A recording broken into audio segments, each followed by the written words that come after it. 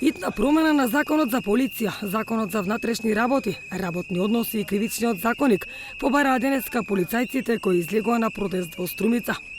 Велат мотивирани се од крајно сериозната ситуација во полициската служба, поради се почестите напади и закани на полицајци. Независниот синдикат на полицијата денеска као втор каравански протест во Струмица го продолжува караванот за кој донесе одлука да ги поминеме сите поголеми градови во државата. МВР тоа што во моментот му се случува е нешто за кое јавноста мора да знае. Денеска Струмичани и Струмица мора да биде градот преку кој ќе ја пратиме пораката истата која имаме и од Штип. Измени на одредени членови од Законот за кривична постапка, со што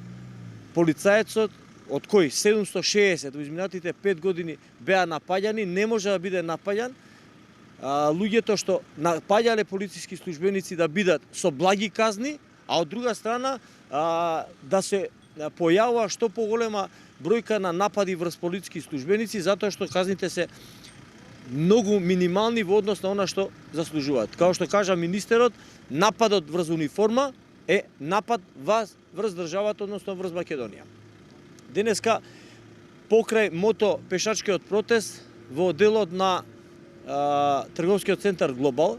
независниот синдикат и караванот ќе застане. На фондацијата Заев ќе му ја доставиме писмената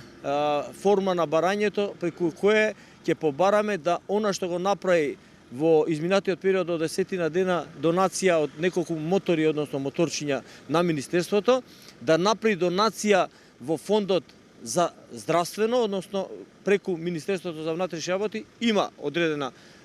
регулатива со што вработените во полицијата кои го изгубија колективното здравствено осигурување, бараме као синдикат да се врати, затоа што тие 760 полициски службеници, односно полицајци кои во изминатите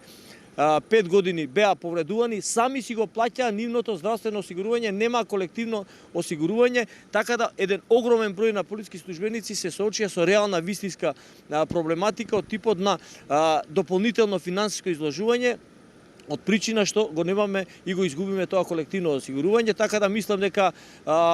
носителите на фондацијата Заеви ќе разберат оваа порака, мислам дека нема да им е терет да уфрлат во делот на финансиските сметки инпут, за да може она што Министерството за внатрешни работи преку одредени обиди да тендерски добиеме одредена компанија за осигурување, да едноставно ја добиеме таа тендерска документација и да